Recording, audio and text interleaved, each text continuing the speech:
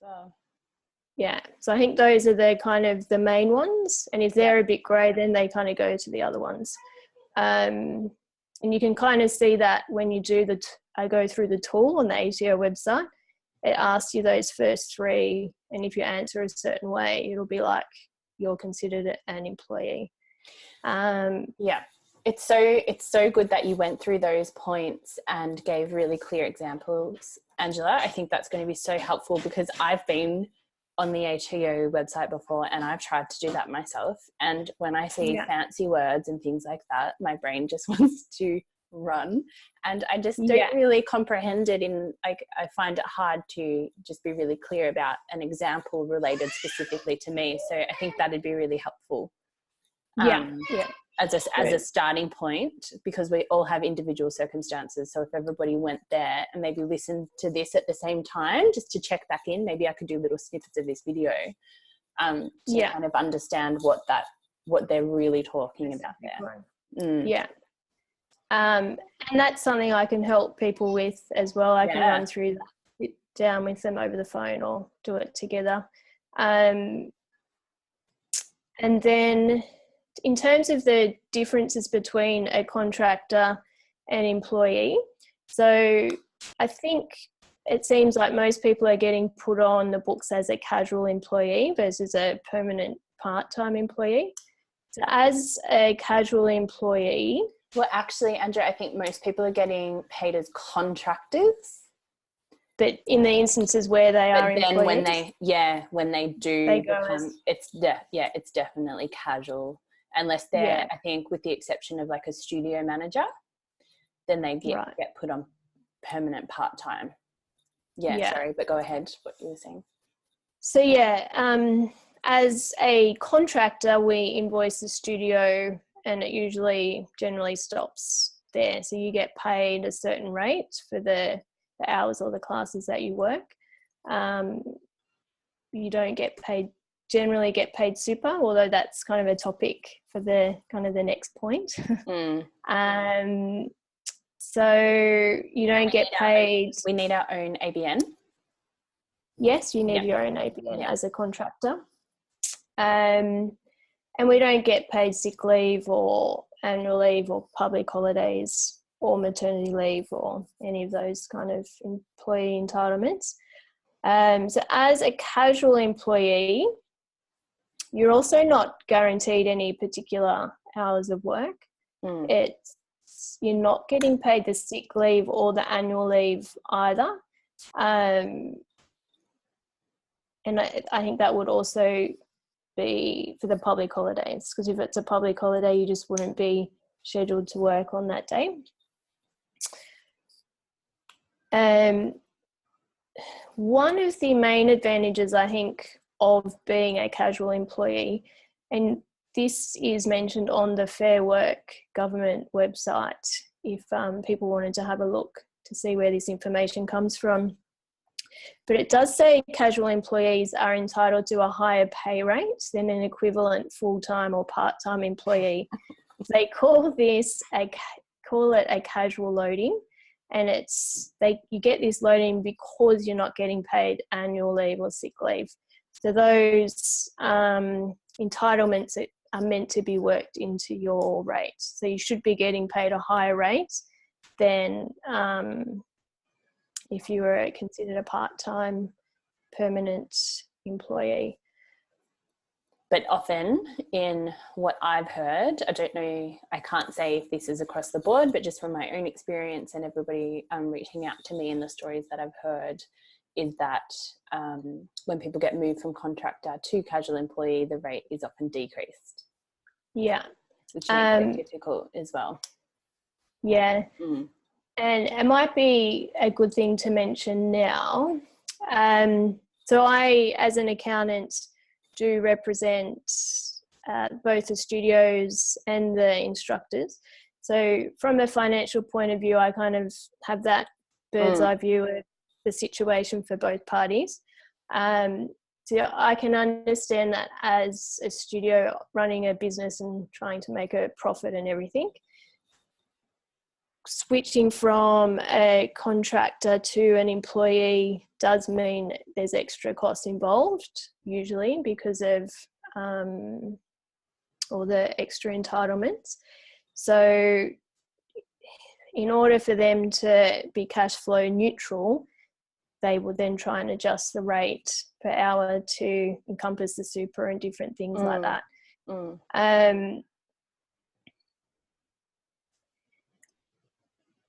Kind of my view on the situation is that kind of comes from more of a mindset of lack or scarcity. That in that moment, yes, you are taking on higher costs, but I kind of see it more as like if you're operating a business in the Pilates space, you're generally wanting to help people and you're kind of coming from a place of wanting to give, which is generally the complete opposite to that scarcity mindset. So in this situation as it is, for instance, you're looking at reducing your costs, so you're paying your employees less. So that's not really coming from a place of valuing your employees. So I think in return, the employee would feel that you're getting paid a bit less money. You're then struggling to make ends meet, paying your bills, putting food on the table, that type of thing. And so it's hard for you then as an instructor to give from an overflowing cup and kind of be the most wonderful instructor that you can be for your clients. And your clients are there because of the instructor often. Like that kind of client-instructor relationship is really special, and clients would generally follow their instructor around depending on where they go.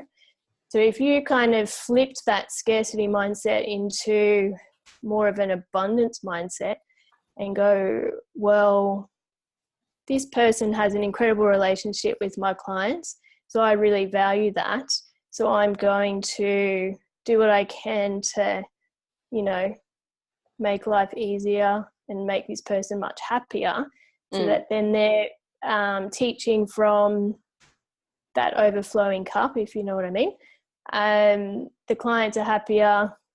They tell other people about how amazing they are. So it kind of comes back to you. So even though you might have higher costs on the employee side, you're then getting more income coming in from additional clients and happy clients and that type of thing. So you'll get more coming to you down the track, if that makes sense. So just on that, Angela, I can hear, studio owners who are struggling being like, yeah, that's all well and good, but actually if I do that, then my studio will no longer be viable and it'll go under.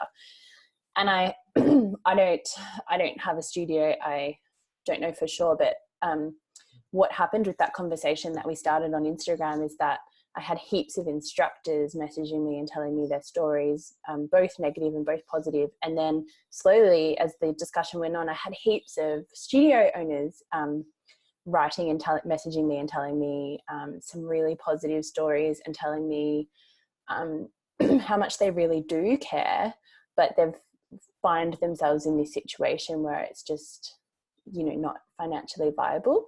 And sometimes when I was looking at that stuff and thinking about it, I'm wondering if what's happened is people have started a studio 5 years ago, 2 years ago, 10 years ago, and haven't set it up right, their financial structure right. And maybe, because studio owners, it often starts from a passion and then becomes a business. So they're not business minded or orientated, and this stuff comes later. But I think what I'm getting at is they might get themselves into a position where they do have all their staff hired as contractors on a particular rate. And now that the ATO is kind of cracking down on this stuff and instructors are becoming more educated about what they're entitled to and what they should be getting, they're having to change that. But because they started at this certain point, they can't make the rate any higher.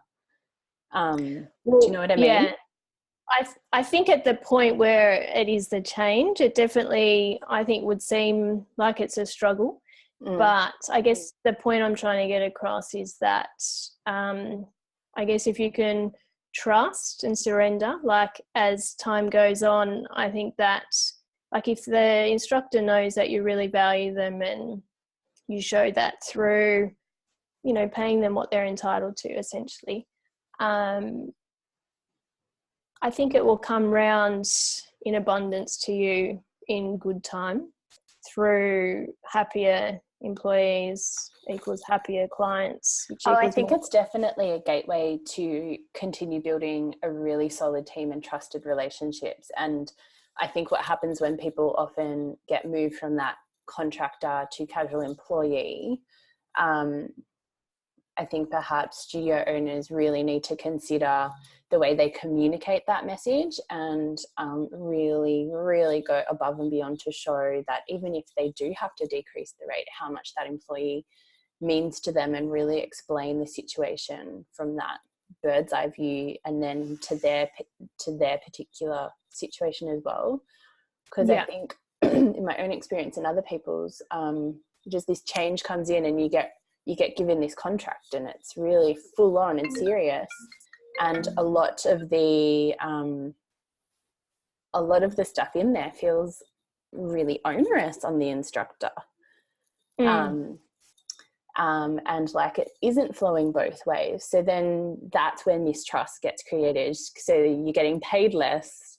You finally getting the super that you were probably already entitled to, but then there's this whole list of stuff, extra stuff that you have to do within that contract. So I'd love to go through some specific or some common items that are in casual employee contracts at the moment.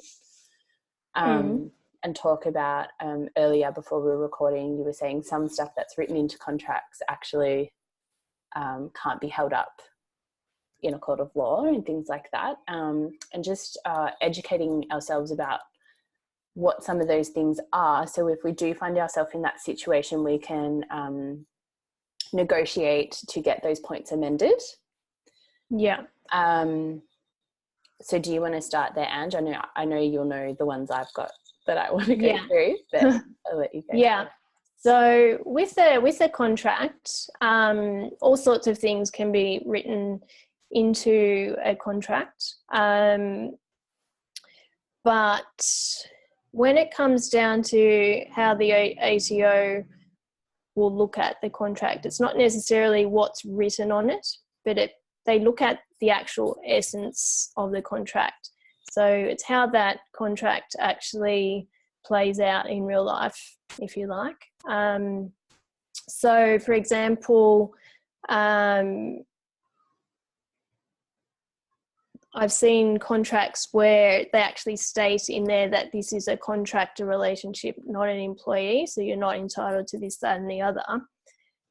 But if the essence of that contract indicates you are an employee, what that actually is written into it has no regard to the outcome. So that's one example.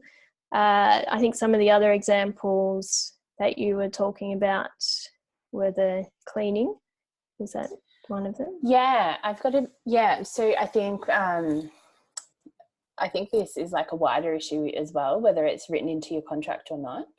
But the expectation that you go above and beyond in cleaning. So I'm not just talking about cleaning, making sure all the reformers are clean and tidy afterwards for OH&S. You know, like cleaning and stocking bathrooms or kitchen areas, also being on reception, you know, before and after class, booking people in, sending off admin emails, taking payments, all of this kind of extra stuff. And then that also might fall over into, you know, social media and filming and all of this kind of thing as well. But just in terms of the contract, if I've had contracts where a whole list of cleaning items have been written in there as a casual employee. And is this something you then get paid for your time that you spend? No, I was on only those paid things? for my teaching hours. And so Yeah, from what I understand after this discussion that we've had, and correct me if I'm wrong, is that as a casual employee, you should be paid for all of your hours that you're in the studio, not just the hour that you're teaching. Yeah, And that's correct. And does that include a break between the classes if they've scheduled the classes with a break in between as well, and you still have to be at the studio? Yeah, usually it depends on the length of the break. I think if it's like a 15-minute toilet break or something like that, then no. Right. But if it's like a half an hour meal break, for instance, that's generally not paid as a casual employee. But you should be getting paid for any work that you're doing. So if it's in your contract that you must do these other duties, then all of a sudden your contract has expanded past teaching. So you should be getting paid for all those duties, not just the teaching hours. Yeah. And I think that's a really tricky one to bring up, because it can make it can make you kind of feel, oh, like this is just a little thing, maybe it's no big deal, it's kind of petty if I bring this up. But I think I would encourage people to really actually take note of the time that stuff is taking them. Yeah. And then add that up at the end of your week or at the end of your shift, wherever you are. And I think the result might surprise most people. I don't think it's 5 minutes here necessarily, 5 minutes there. I think it actually adds up to be quite a bit of time. Quite a few hours, yeah. Definitely. Do you have any solutions to how people can bring up those types of conversations with their employees? I mean, I've had around all that stuff, and around negotiating some contract requirements that are written in there, or just getting clarity on those types of things. I think it's always easier if you do it up front before you take the position. But if their position is changing and they're bringing in, changing you from contractor to casual employee, then it's a really good opportunity to have a discussion and actually go through each thing and understand what that means and say if you have an issue with it. Yeah, definitely. So I have done that before with a contract. When I started a job, the contract was quite detailed and included a lot of things. So I didn't go in and negotiate on certain points. And then that does become a point of negotiation. I think, unfortunately, in hindsight, I was probably pegged as a difficult employee, and that I've felt did affect the working relationship. But to be honest, if your employer is going to be like that, it's probably not somewhere you want to work anyway. And there really are so many studios and stuff out there now. It's not like I think you're really stuck with one particular one. Another idea is, if you have been at the studio for some time and things are changing, or, you know, after kind of getting clear on your particular situation, you think you should be an employee, or you think you should be entitled to super and want to broach that subject with them. An idea is to potentially ask for a pay rise. So go in as if I've been there for a year and I've had really popular classes and this type of thing, but then ask for that pay rise to be paid as your super entitlement or something like that. So that is an idea. Whether that works or not is another situation. Yeah, but I guess it's just finding a way to start that conversation where people aren't going to be really reactive or act from a place of fear, which is why us as instructors, when we have to have that conversation, are very fearful. And I completely understand why people don't want to bring this stuff up and they want somebody else to fight that battle for them, because I have seen firsthand instructors bring up contracts and their hours just kind of quite quickly be cut. Yeah. given for you know, X amount of made up reasons. It's just looks like quite a convenient you know, response. But when I've seen that happen in close proximity, it clearly that feels really horrible for an instructor as well, and I just think it brings up so many other issues as well. Yeah, I think that is a major issue. And I'm sure that's a major issue across the board in corporates, wherever you are. It's essentially, it comes down to having open and honest conversations, and not everybody is adult enough to do that. To do that, unfortunately, no. Yeah. I think if it is something you're thinking of doing, I think getting yourself clear on your particular situation, so either speaking to an accountant or going through the checklist on the ATO website. So with that ATO checklist, you can actually save it as a document. You can add in your name, you can add in the business's name as well. So you can take that as like an official document to help with your negotiations. So That's you can cool. say, so based on the law, I think that I'm entitled to super. Maybe rather than go in demanding, maybe suggest to them to have a chat to the ATO themselves, or contact me. You can say, contact Angela, she's really good. Yeah. Or whoever their accountant Well, that is. makes sense. So first point of call, if you got given a contract, is make sure that you're really clear about those points on the ATO website, if indeed you are a contractor or can be classified as a casual employee. Print that off, have that with you, and maybe listen back to this so you understand those points clearly and the examples. Then get really clear on what you want out of the place that you work in. Go through like each point in the contract, and then maybe have a discussion with someone like yourself that is across this, so a chartered accountant. Then aside from that, I think you've done all that you can do. You know that what you want out of the situation, maybe best case and worst case scenario, what you would like and why you would still like to work in that environment. Then I think you need to move on to, is this place of work somewhere that aligns with my values?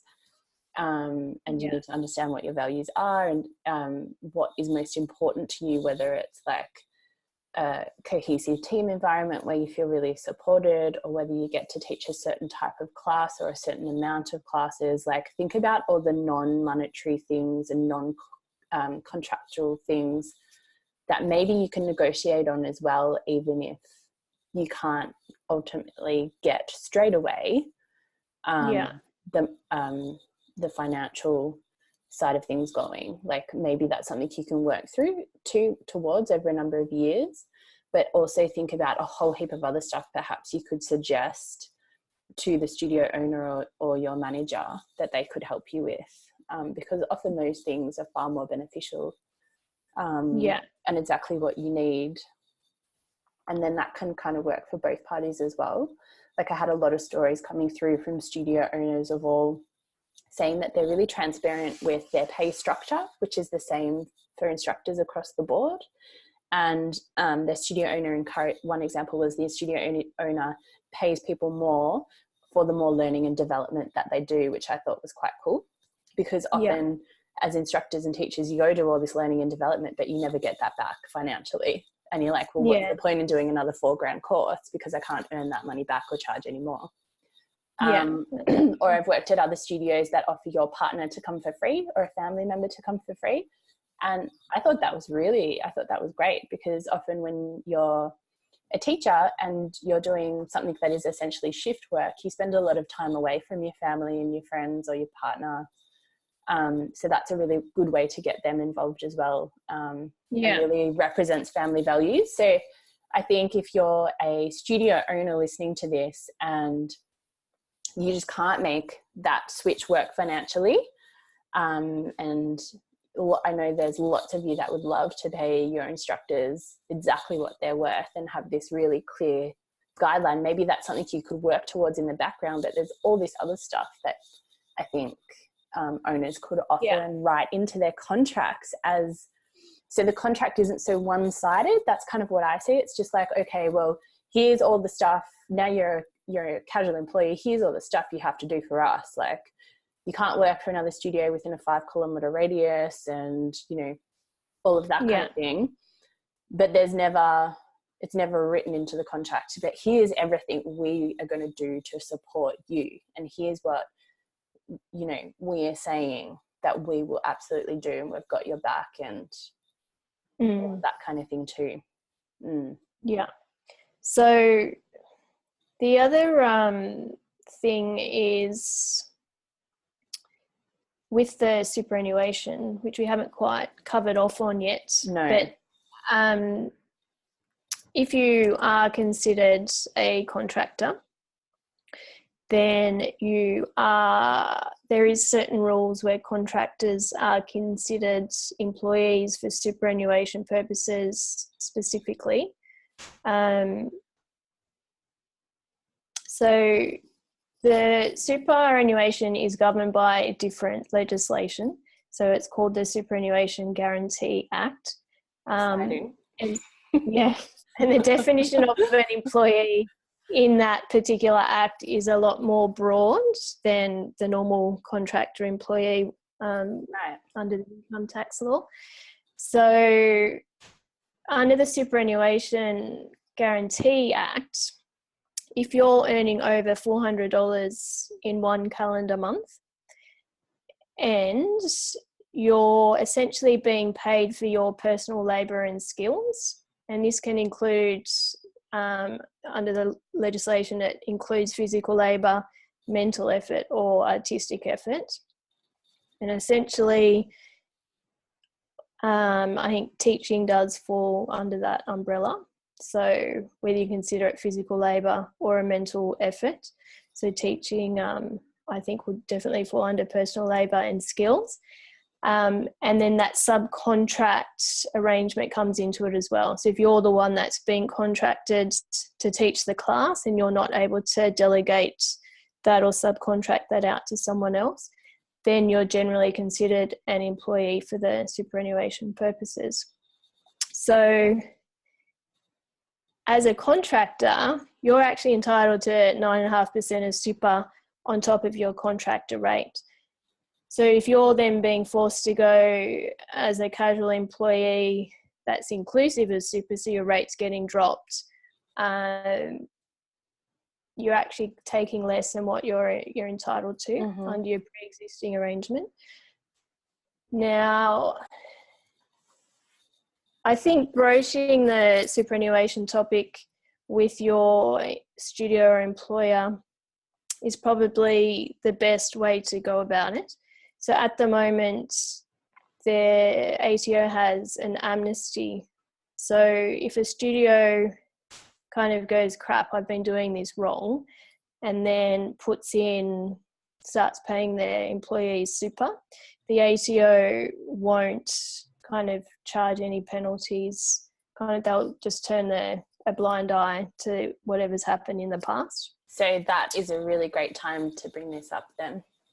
Yeah. So, it's giving studios the benefit of the doubt, because I'm sure it's been confusing in the past, and I don't think it's intentionally done a lot of the time. No, definitely not.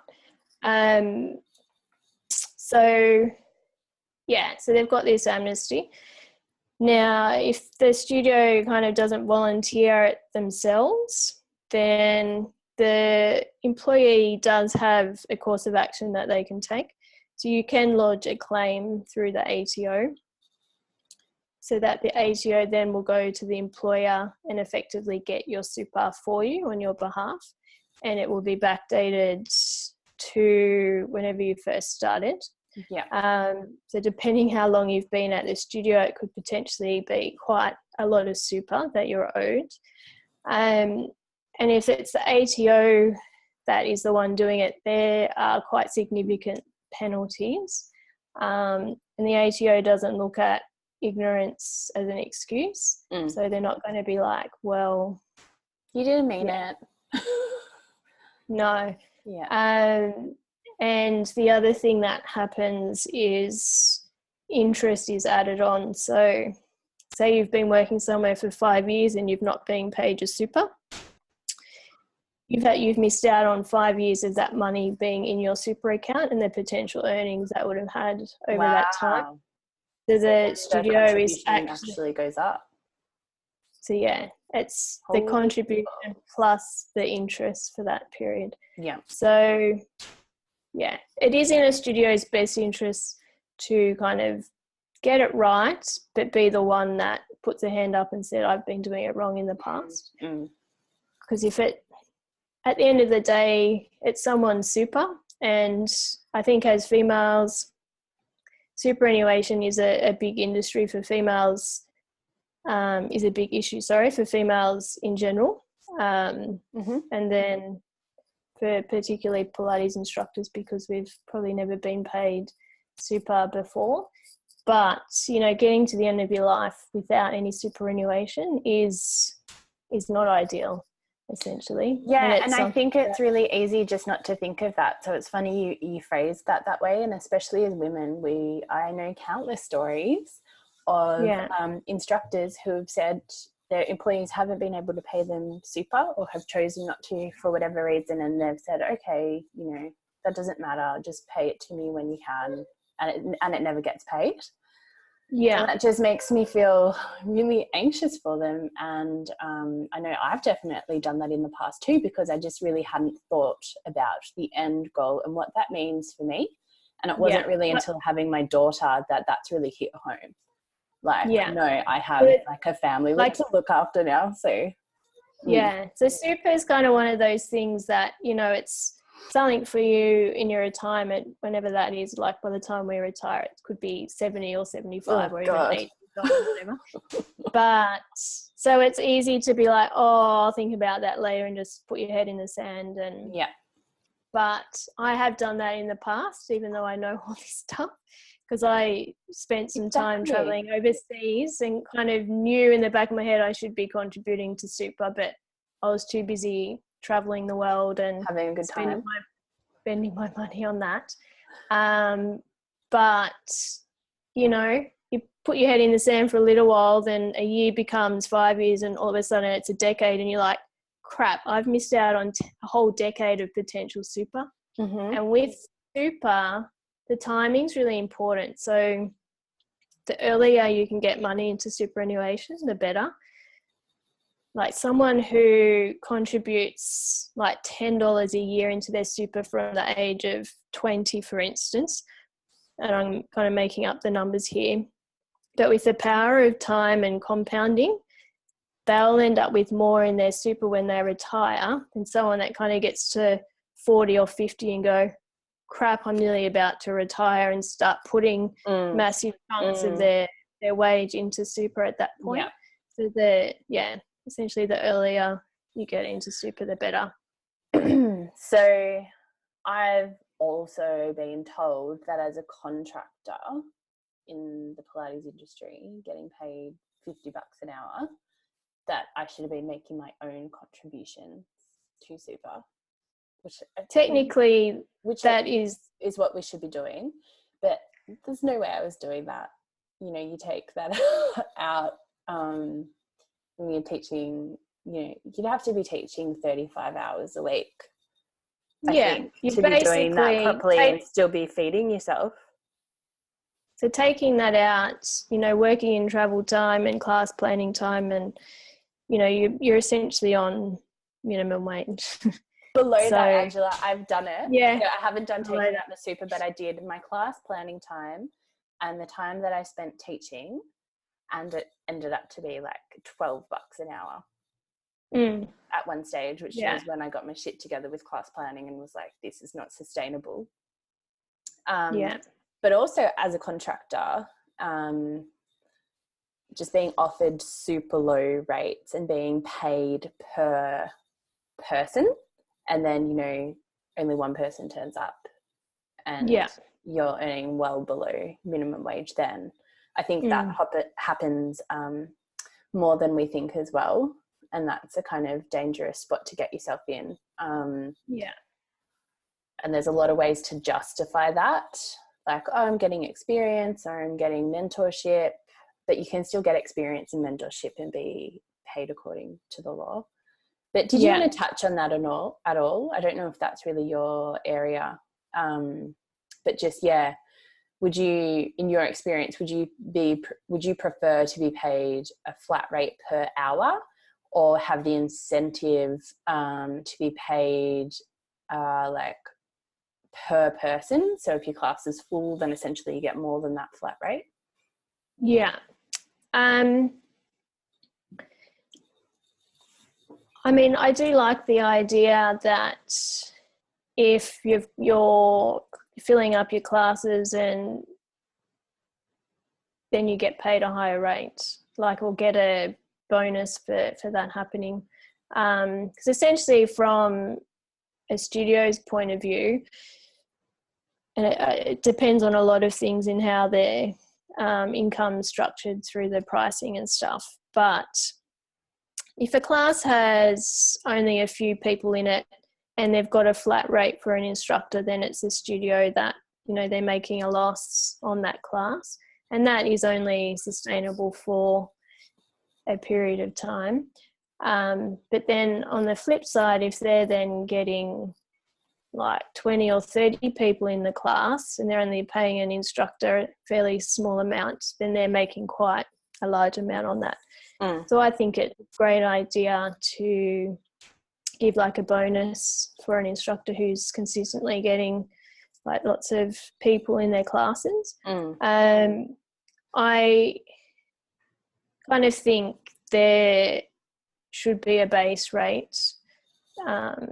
So not necessarily per person, but kind of like a base rate. And then for every X number of people, it goes up from there. Yeah. Yeah. Or the other potential way to do it is, and this could work in a clinical environment or something similar, is that the instructor gets a percentage of what's being earned.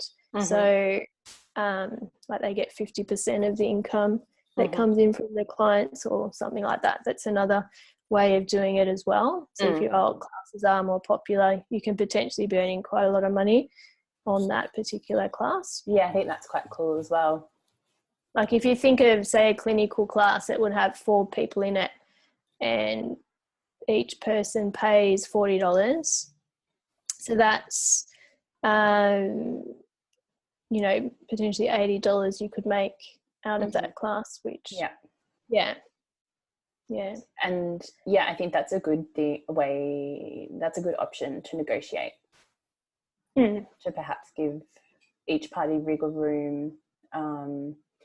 But one thing I would love to see done more is when people have these discussions with their team, that there's then like a follow-up meeting. Not like, okay, we'll just let that slide and then it's up to the instructor to follow all that stuff up, or it's up to the instructor to come and ask for the bonus, or it's up to the instructor to be like, hey, you know that pay rise you said about 3 months ago, what's going on? Like I do think we need to all get better as instructors and as women to, feeling totally fine in asking for that stuff with zero guilt, because that's what we're entitled to. But I also think when studio owners, they really need to recognize the powerful position that they are in. And when you have the power of somebody's livelihood, then you really should be tending to your team in that way, and like bringing that up first and be like, hey, I had in my diary, this is what we discussed 3 months ago and I haven't forgotten about it. I really want to let you know, like, let's tee up another time to discuss this again. You know, I think if more of those kind of conversations happen regarding pay, regarding contracts, regarding learning and development, we could really lift the standard of this industry as a whole. And in another 5 years, it could just be completely different. And because it is mainly female driven, sometimes I shy away from that because there are men that work in the industry, but it's predominantly female driven. It could actually be this amazing, primarily female driven industry in 5 years time that is just leading the way. Yeah. Like, imagine that. And, you know, it's be great to see women supporting other women and seeing us all kind of come out on top. And I truly think that the more you give out, the more that comes back to you. So I think if you're giving to your employees and clients, then it's only going to come back and benefit you in the long run. Yeah. I think if you're creating that kind of resentment and kind of really real feeling of struggle, it's not a win-win situation for everyone. So I think, yeah, for everyone that's listening, getting yourself educated on your position would be probably the first step for you guys. The second step is kind of being armed with that knowledge and education, kind of finding the courage to speak up, and approaching it in a non-aggressive way, maybe asking for a pay rise and then saying, hey, there's this kind of thing as well, maybe you should look into it. And I think the more people that do that, then it'll have a ripple effect. And probably something else to note as well, and the ATO talks about this as a myth around superannuation and this whole employee contractor thing as well, is that just because something's always been done in a particular way or everyone else is doing it that way doesn't mean that it's right. Absolutely. And it always comes down to the essence of your individual contract and the way that's playing out in real life. So yeah, that's kind of what it boils down to. I think that's great advice. I really do. And I think actually as this conversation has gone on and got better and better, we chatted because we wanted this to be empowering for teachers and instructors first off. But I think some of the stuff we've spoken about here could be really helpful, especially for studio owners who are just starting out and are just setting up their studios and setting up their policies and their systems, and also, or a studio that's grown and now they need to hire people. Just, even them getting their head across all this stuff and having a conversation with somebody like yourself is really going to set them up for success in the future and not lull them into this false sense of security, and then they get slammed with huge superannuation bills to pay for the staff. So I think getting that right from the beginning, and there are a lot of younger, women in their 30s or younger starting these businesses now.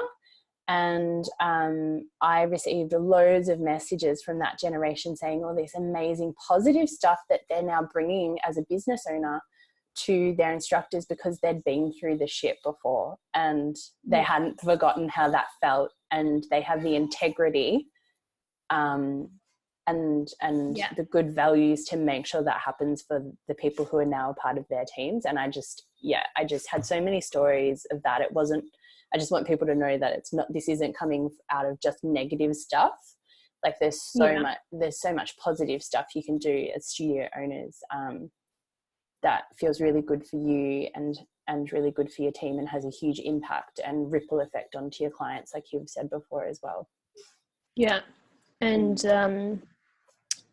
from a financial point of view as well, staff costs are always, in every single business, are kind of the biggest chunk of a business's costs. And,